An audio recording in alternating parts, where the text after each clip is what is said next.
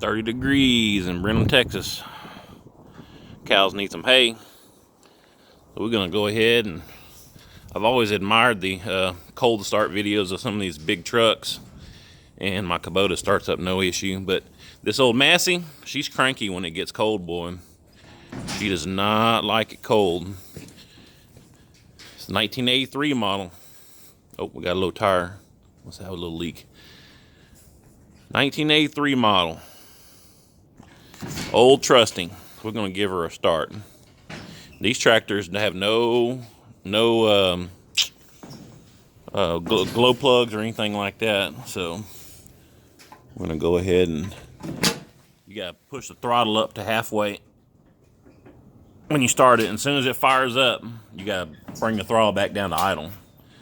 Let's give it a try.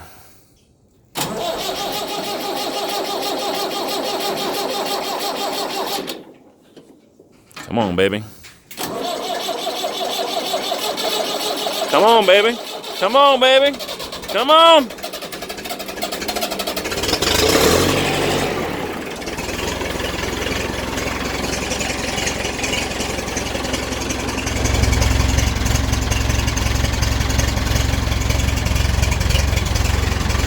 She cold.